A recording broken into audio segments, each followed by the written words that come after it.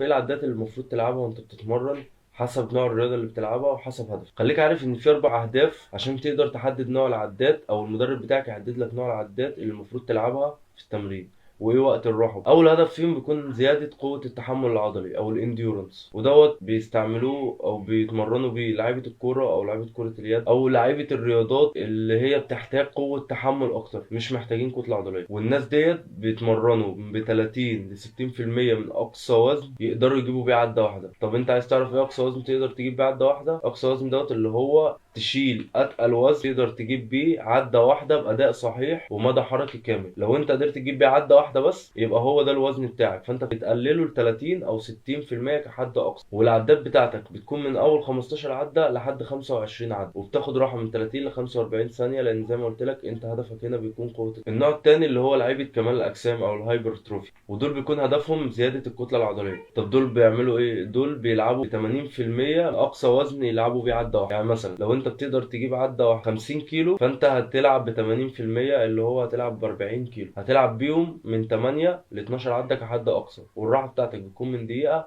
لحد دقيقتين. اما بقى لو انت هدفك السترينث او زيادة القوة العضلية، ودوت بيستعملوه لعيبة الباور ليفتنج، ودول بيلعبوا من 90 لحد 100%، اللي هو اقصى وزن يقدروا يجيبوا بيه عدة واحدة. بيلعبوا من عدة ل3 عدات. الراحة بتاعتهم بتكون كبيرة شوية لان هم بيضغطوا على العضلة بشكل كبير جدا، فلازم ياخدوا وقت راحة اطول من اللعيبة التانية، والراحة بتاعتهم ممكن توصل ل3 و4 دقايق. يجي بقى واحد محنك يقول لك اصل انت اتكلمت قبل كده في فيديو وقلت ما ينفعش وقت الراحه بتاعك يعدي الدقيقتين. في الفيديو دوت انا كنت بتكلم لو انت عايز تبني كتله عضليه اللي هو الهايبر تروفي، ان انت بتوصل لحد الفشل العضلي ب 80% من الوزن، تلعب بيه من 8 ل 12 عده، فانت بتاخد الراحه بتاعتك من دقيقه لدقيقتين. ده بتختلف حسب الهدف بتاعك. فما يجيش واحد يكتب لي في الكومنتات اصل انت اتكلمت قبل كده وقلت ان المفروض الواحد ياخد دقيقه لدقيقتين كحد اقصى عشان العضلات ما تتعفاش بشكل كبير وما ياثرش عليه. انا كنت بتكلم للنوع التاني اللي انا لسه قايله دلوقتي اللي هو الهايبر تروفي. كده اكون قلت لك